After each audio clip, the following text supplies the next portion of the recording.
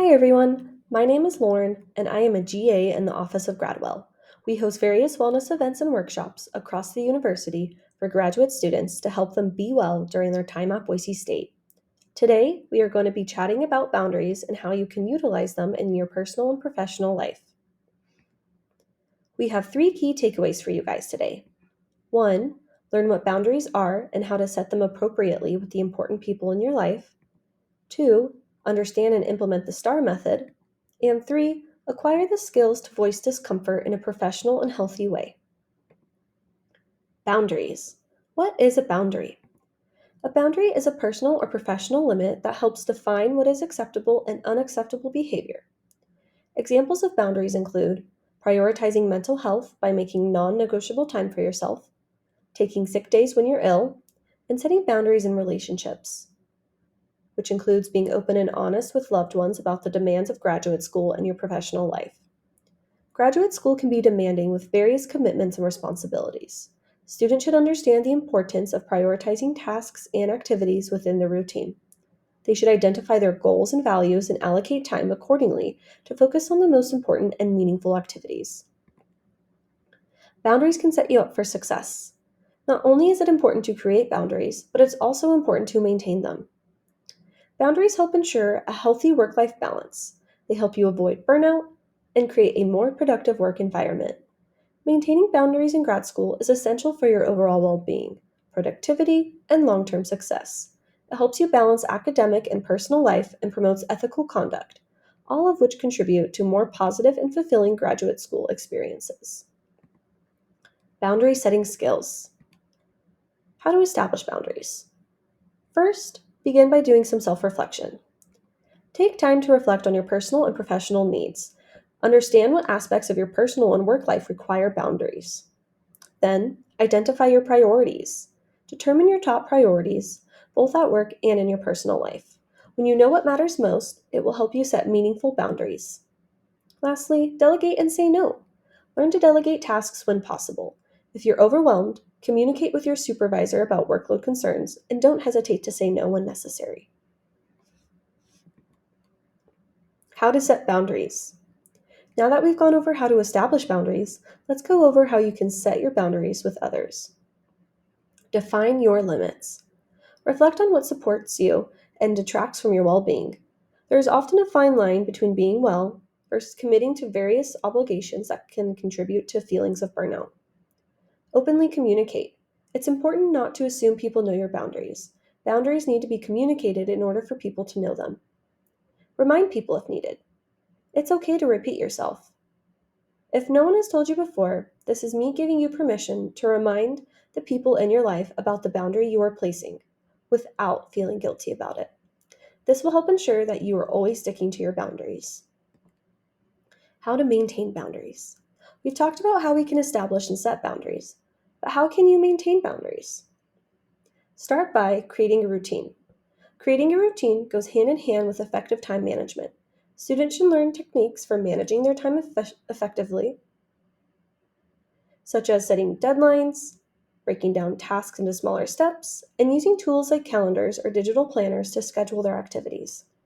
Emphasize the significance of allocating dedicated study time, attending classes regularly, and planning for extracurricular activities and personal well-being. Be open to conflict resolution. If your boundaries are not being respected, address the issue with the individuals involved. Ultimately, conversations may come up about why you are establishing a boundary and you may continue to be challenged, but stick to your original plan and express your perspective to help those in your life understand where you are coming from. If the individuals in your life are not willing to respect your boundaries, refer to outside support in order to communicate effectively that you are placing a boundary. You may need to involve HR, a supervisor, or a mediator if necessary. Regularly adjust and reevaluate. Periodically review your boundaries to ensure they align with your evolving needs and responsibilities. Adjust them as necessary. Seek support. If you're struggling to maintain boundaries or if work-related stress is taking a toll on your well-being, consider seeking support from a therapist, counselor, or a support group. Boundary activity. Review the Setting Boundaries worksheet in the description below and answer the practice questions. Think creatively and answer to the best of your abilities. Remember, there is more than one way to respond to a situation. This is optional, but if you want to get the most out of this workshop, we highly recommend you do the activity. When doing the activity, pause the video here and press play when you are finished with it. Benefits of boundaries. Establishing boundaries are clinically proven to increase your confidence and sense of self-worth, regulate your feelings and emotional stability, and decrease your feelings of stress and anxiety.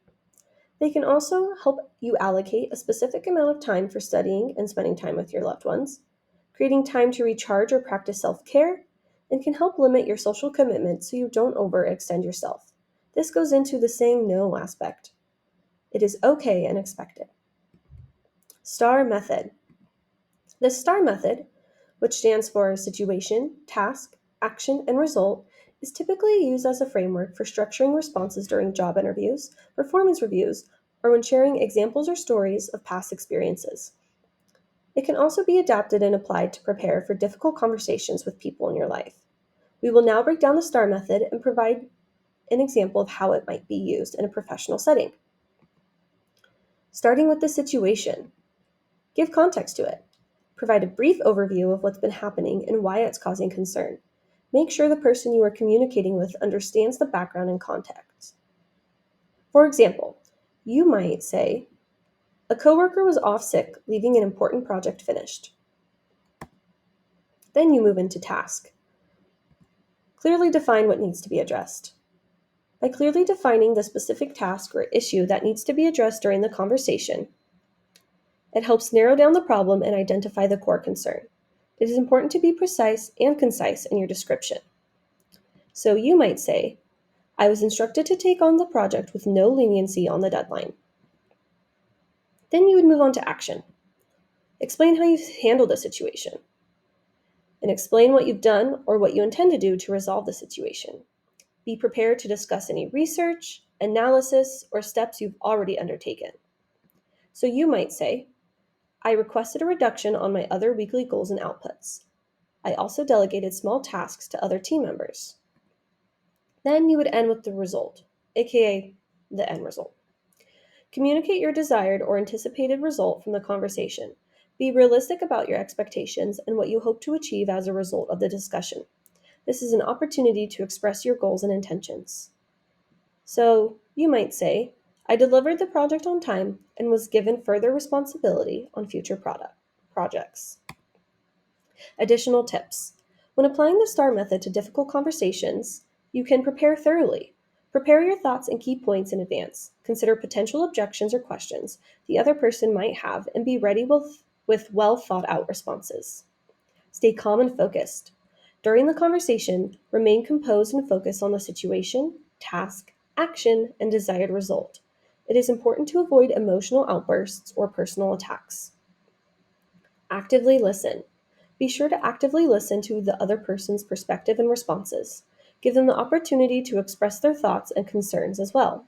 Be flexible. Be open to adjusting your approach based on the feedback and input you receive during the conversation. The STAR method provides a structured framework, but it is also adaptable. Establishing a routine involves finding a balance between consistency and flexibility. Students should recognize the benefits of consistency in building habits and maintaining a structured schedule.